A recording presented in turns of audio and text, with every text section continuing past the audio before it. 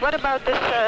What you told me before about the ranging? Do you still have some doubts about that, or is everything resolved now? We're getting good ranging data now, Yuri. Сейчас мы получаем хорошие данные по измерению дальности. 9/10 of a mile and have him wired. Super, Tom. Houston, flight, ЦУП Москва. Корабль «Союз» готов к стыковке. Sure, the flight director and the other people here in the control center are happy to know that. I'd like you to know that Apollo is go for dock also. Спасибо, Юрий Степанович, очень рад это слышать. Я уверен, что все остальные наши управленцы и руководитель полета будут тоже очень рады это слышать. Что касается Аполлона, Аполлон тоже готов к стыковке. And if you'll excuse me just for a minute, I'll pass that word on. Вы меня сейчас извините, я передам ваше разрешение на стыковку. You can see his antennas from out here deck now. Roger. Apollo Houston, I got two messages for you. Moscow is go for docking. Houston is go for docking. It's up to you guys. Have fun. All righty, sounds good. Apollo Vina Mila Alexei. Mid-July 1975. An American Apollo spacecraft and a Soviet Soyuz spacecraft prepare to join in Earth orbit, 140 miles above the Atlantic near Portugal.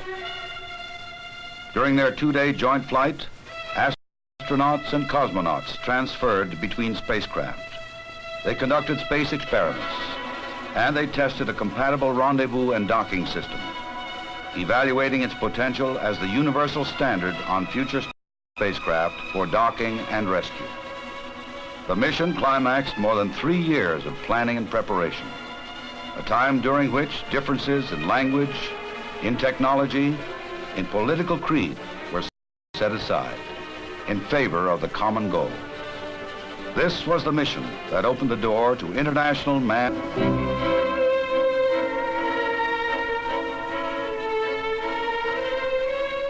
In the pre-dawn calm of July 15th, the methodical countdown of Apollo moved with customary precision toward a mid-afternoon launch. Of lesser note was the fact that this would be the last flight of Apollo Saturn. And as the countdown narrowed, chances are that more than one member of the launch team reflected on other proud days of Apollo, like its 9 flights to the moon, 6 of which resulted in landing men there. Its 3 flights to Skylab, transporting crews to the orbiting space station. And now, in 9 days, the entire Apollo program would pass into history. Apollo would make way for a 2-way reusable vehicle, the Space Shuttle, scheduled for its orbital flight debut in 1979. But today it is Apollo-Soyuz, and as dawn approaches the Florida coast, a similar drama is nearing climax, half a world away. The scene, Baikonur Launch Complex in Kazakhstan, central USSR. The Soyuz spacecraft, its crew approaching the end of pre-launch checks, is about to signal the start of this historic mission.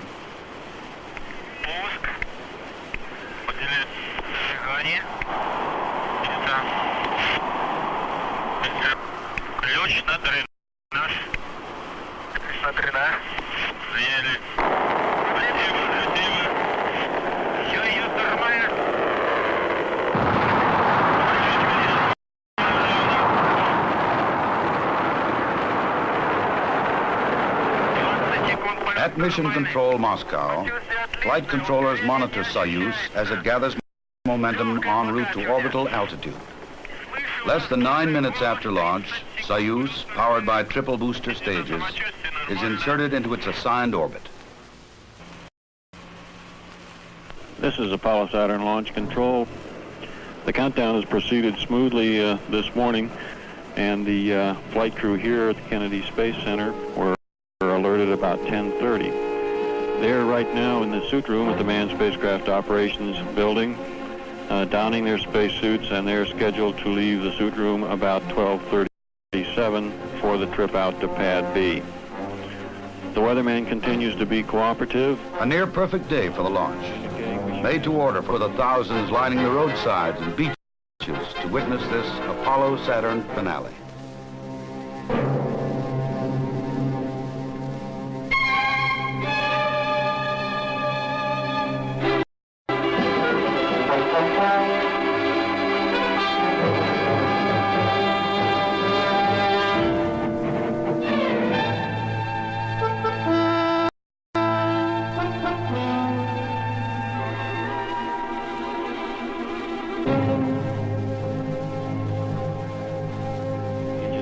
Starts at 3.1 seconds in the countdown.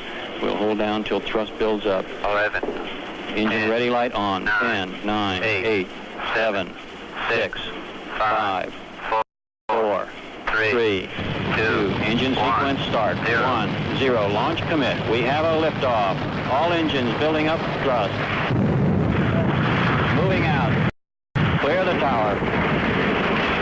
Roger, tower clear. Roger, Tom, you got good thrust on all engines. You're right on the money. 30 seconds, we're on the way. Stand by for mode 1 Bravo. Mark, 1 Bravo. 1 Bravo, 2 Gs. Roger. And damn pressure's coming down. Roger. Apollo Houston, you're go for station. Roger, go for station.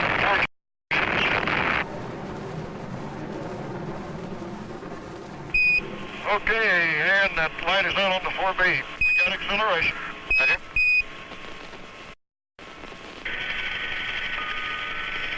Apollo is placed in orbit. 5, 6, 8, 9. Go. Now. And before the flight is 3 hours old, the docking module is smoothly extracted from the second stage booster, left trailing behind. During the next 40 hours, Apollo, through a series of maneuvers, will slowly close the orbital gap with Soyuz. The two crews will meet again, not as members of this or that nationality, but as friends who for 3 years shared their separate cultures and customs, and a part of themselves.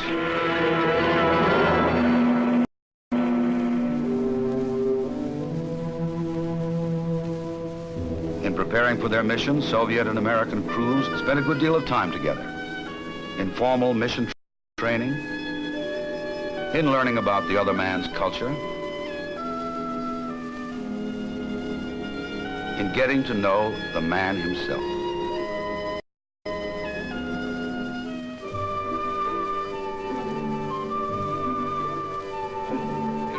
In the United States, I want to visit Hollywood. Alexei Leonov, Soyuz commander. Because I want to be a movie star. Colonel in the Soviet Air Force. No, I don't want. Tom Stafford want. In 1965, on the flight of Voskhod 2, he became the first man to walk in space. Right now, we're optimistic we'll meet the launch schedule. The hardware's in good shape. As far as astronaut and cosmonaut training, we're in good shape. When you put the whole thing together, The that's Apollo gonna be a commander, big problem. Air Force General Thomas We have a lot Stafford. of concern about it. Before this mission, he had flown 3 times in space. He was commander of Apollo 10, the mission that orbited the moon and qualified the lunar module for subsequent lunar landings. A civilian and a veteran of the U.S. space program, Donald K. Deke Slayton.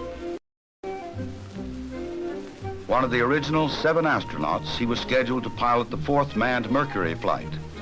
A slight heart irregularity interrupted his flight career. He was returned to full flight status in 1972 and assigned to Apollo Soyuz as docking module pilot. Another civilian crew member, Valery Kubasov, aged 40, the Soyuz flight engineer.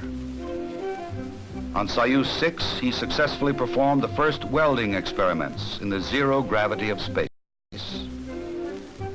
Rounding out the American crew, Vance Brand, civilian, aeronautical engineer, former test pilot.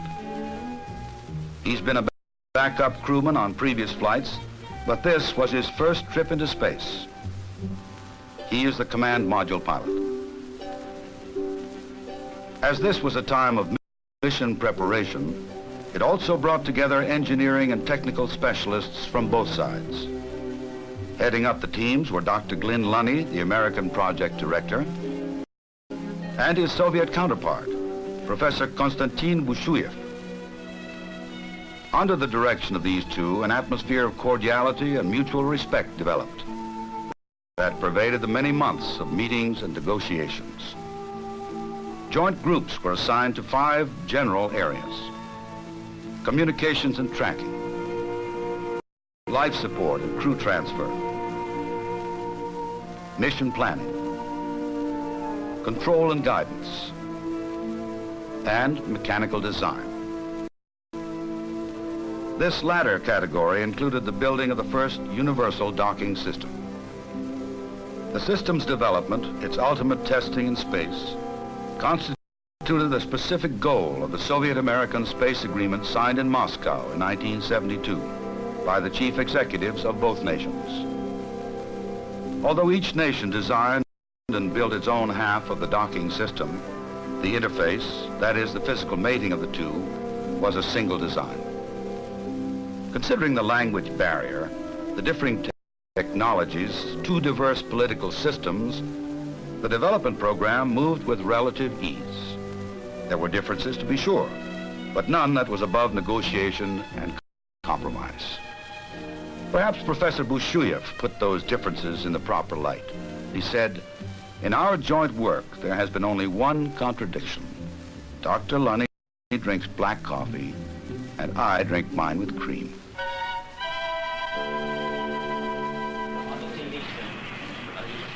Okay, copy.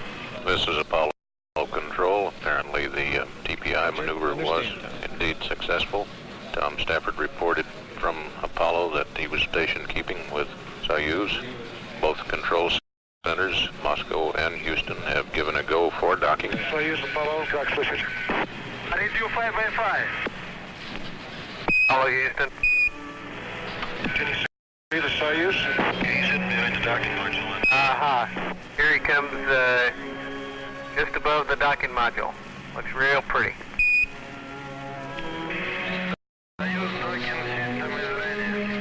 Good show. Let's say that. Look at that. I'm approaching Soyuz. Oh, please don't forget about your engine. Less than 5 meters distance. 3 meters. 3 meters.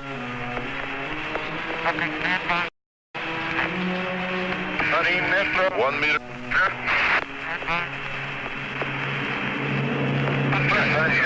Contact. Capture. We also have capture. Roger, Tom, we'll pass it on. Soyuz and Apollo are shaking hands now. Houston, Apollo. Go ahead, Tom. Go break to Professor Bushuyev. Tell Professor Bushuyev it was a soft docking.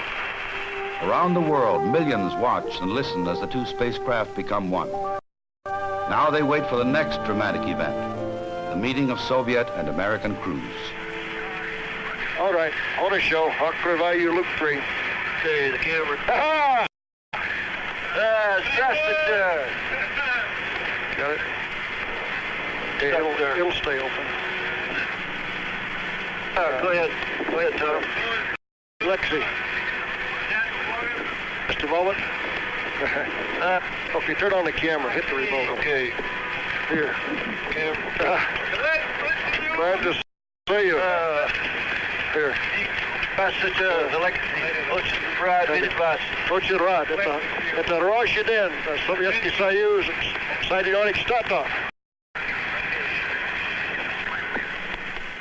In the first crew transfer, astronauts Stafford and Slayton are hosted in Soyuz by cosmonauts Leonov and Kubasov. Vance Brand remains behind to monitor Apollo systems. In the name of the Soviet people and from myself personally, I am To mark the occasion, leaders of both the USSR and the United States relayed their congratulations. Of the Soviet spacecraft.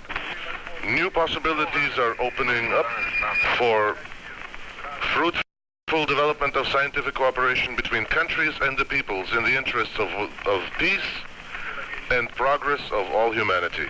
I wish you successful completion of the planned program and a safe return to Earth. Leonid Brezhnev. The astronauts are on the line, sir. Gentlemen, let me call to express my very great admiration for your hard work, your total dedication in preparing for this first joint flight. It's taken us many years to open this door to useful cooperation in space between our two countries. And I'm confident that the day is not far off when space missions made possible by this first joint effort will be more or less commonplace. And may I say, in signing off, here's to a soft landing. Thank you very much. Thank you, Mr. President. Among ceremonies scheduled for this first day of joint flight are the exchanges of national flags by the spacecraft commanders. Later, they sign certificates of docking with the Paris-based Fédération Aéronautique Internationale, the organization that validates all aviation and spaceflight records. Finally, they sit down to dinner in space, Russian style. Right now, I've just finished some strawberries reconstituted. I'm just eating some too. We're getting ready to eat some borscht, as you can see here.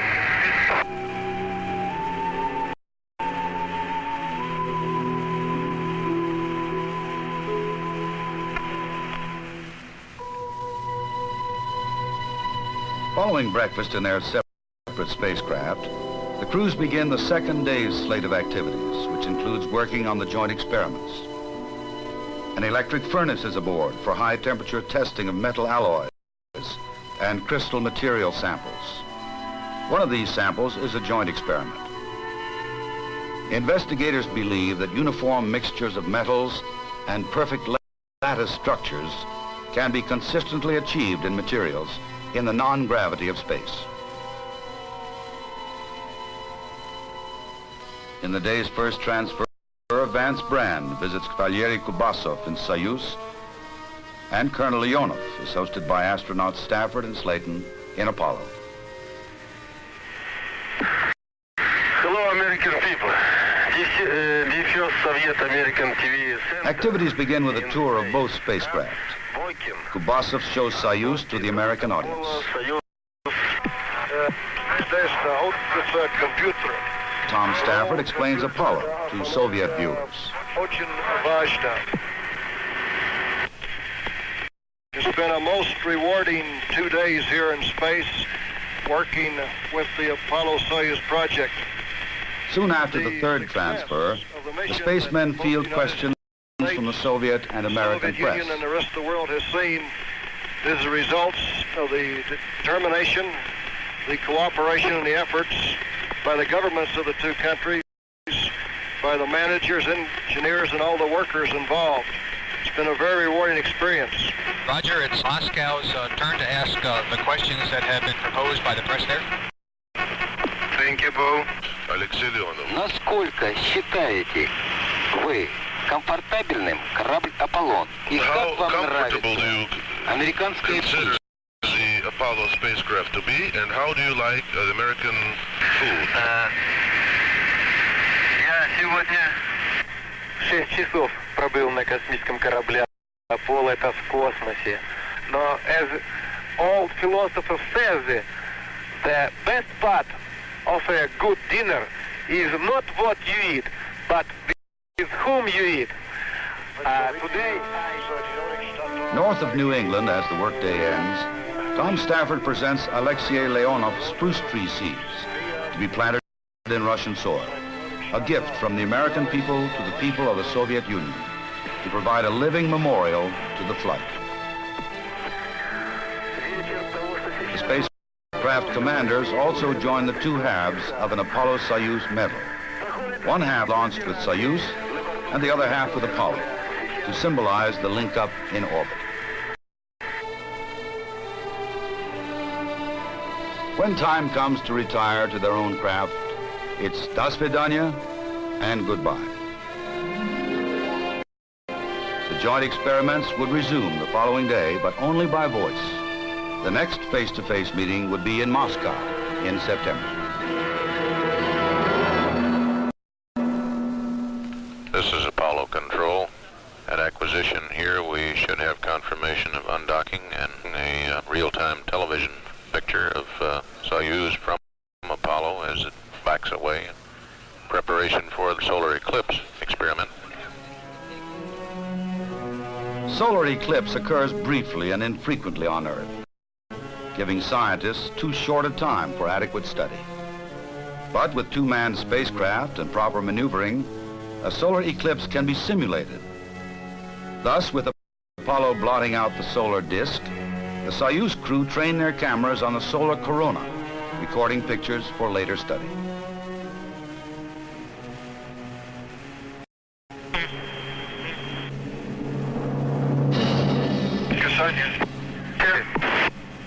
They dock again, providing yet another test of the compatible docking mechanism. Apollo, Houston, it was a beautiful docking. We had a good picture. We can see Italy coming up in the Mediterranean right now.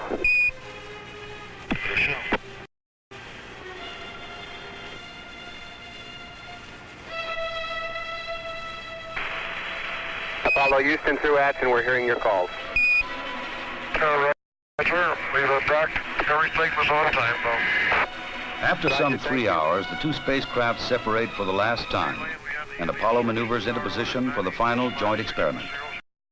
Ultraviolet absorption, the measurement of oxygen and nitrogen particles in the upper atmosphere. Apollo directs light beams of special wavelengths to a reflector mounted on Soyuz. The beams bounce back to Apollo and are there analyzed by a spectrometer. It is the first such measurement by this method. The results have given investigators a clearer knowledge of outer atmospheric makeup, including the quantities of ozone in the upper atmosphere. Termination of the experiment signals the end of the joint phase of the mission, and the separation between spacecraft grows more distant with each successive orbit. Apollo will fly solo for 4 more days, but the crew of Soyuz makes ready for return to Earth. Good morning again. Jim Hartz and Alan Shepard from the Mission Control Center in Houston, Texas. Live this morning, the Soviet spacecraft is about to land in the Soviet Union. The Soyuz recovery, a focal point of media coverage, is typical of worldwide interest in the mission. Not since the first landing on the moon 6 years earlier has the Houston News Center seen this much press activity. Beneath its single striped parachute, Soyuz settles to Earth in Soviet Central Asia. Retro rockets cushion the impact. Contact. 3 memorable years have ended. Alexei Leonov and Valery Kubasov have secured yet another place in the history of spaceflight. Apollo continues in orbit, carrying out the remainder of the 27 experiments in space sciences, life sciences, and applications. Among the less notable passengers aboard are numbers of killifish. Sealed in seawater, they are in key stages of maturity. Scientists want to pursue an earlier investigation in which fish taken into orbit on Skylab had orientation difficulties in zero gravity, while those that were hatched in orbit adapted quite well. On return to Earth, the specimens will be compared to similar stages of Earth-raised fish. Through highly refined instruments, they look out in our galaxy and beyond. A new source of radiation is found, the extreme ultraviolet, which many scientists thought would remain forever invisible. Others felt it didn't exist at all. The discovery ranks high in importance and may open a new branch of astronomy for studying the universe. They attempt to locate the sources of soft X-rays. They probe the temperature and abundance of the interstellar medium. They test ways of long-term monitoring of aerosol particles in the atmosphere, which may have profound effects on our weather and environment.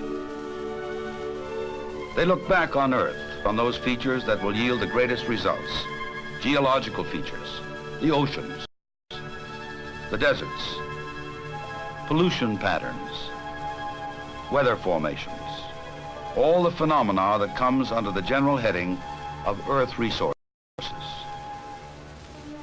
As the mission comes down to the wire, the docking module is jettisoned, and it too becomes part of an experiment.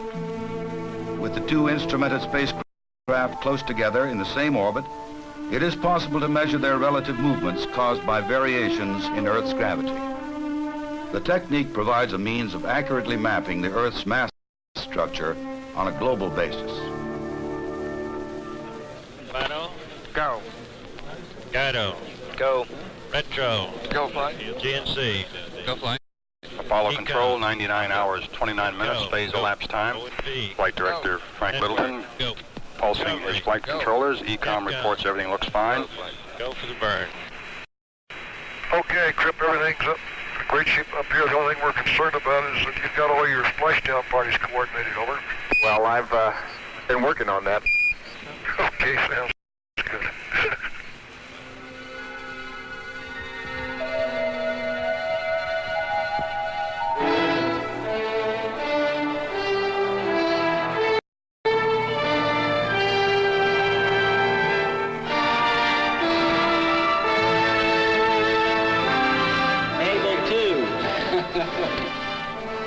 In Pacific waters west of Hawaii, Apollo reaches the end of its journey and the end of an era.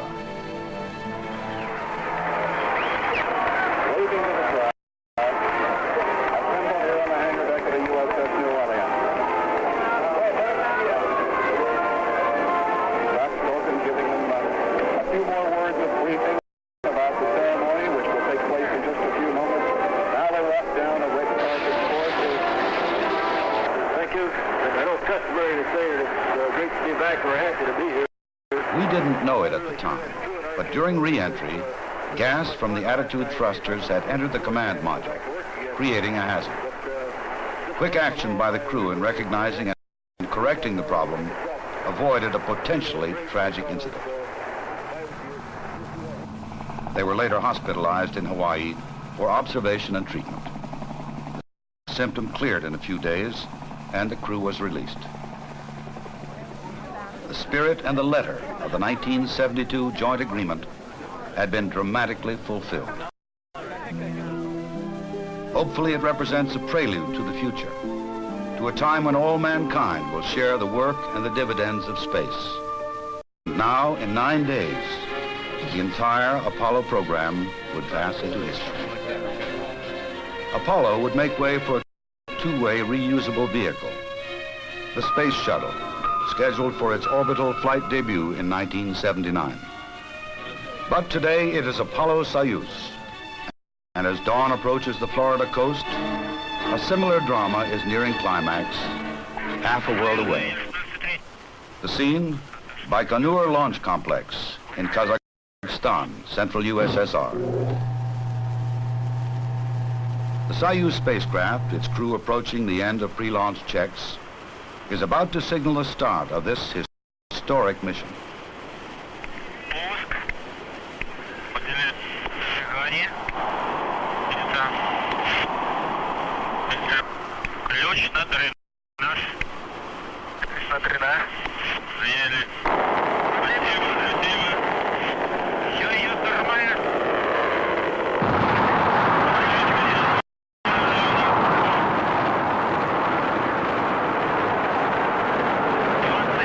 At Mission Control Moscow, flight controllers monitor Soyuz as it gathers momentum en route to orbital altitude.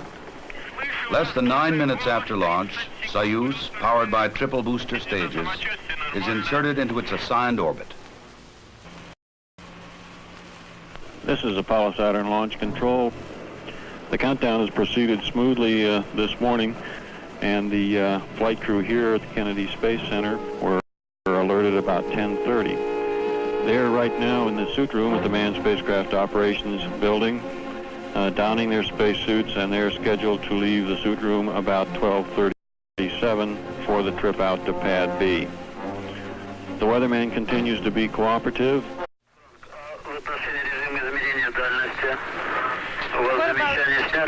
What about this? What you told me before about the ranging? Do you still have some doubts about that, or is everything resolved now? We're getting good ranging data now, Yuri. Сейчас мы получаем хорошие данные по измерению дальности. 9/10 of a mile and have him wired. Super, Tom. Houston Flight, ЦУП Москва. Корабль «Союз» готов к стыковке. Sure, the flight director and the other people here in the control center are happy to know that. I'd like you to know that Apollo is go for dock also.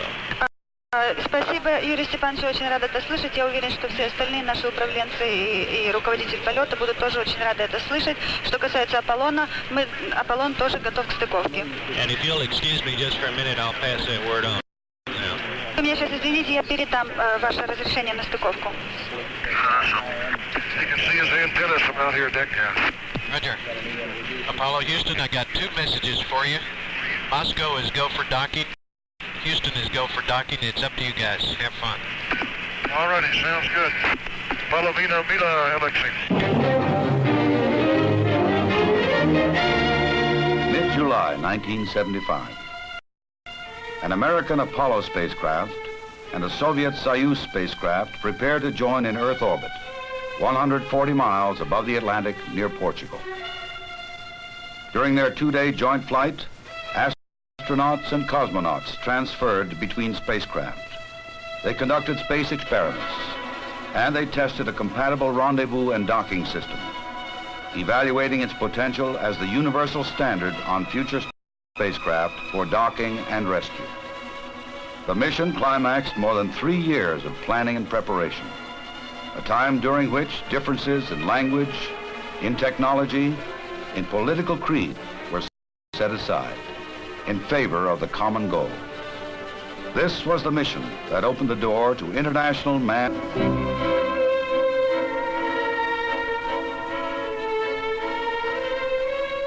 In the pre-dawn calm of July 15th, the methodical countdown of Apollo moved with customary precision toward a mid-afternoon launch.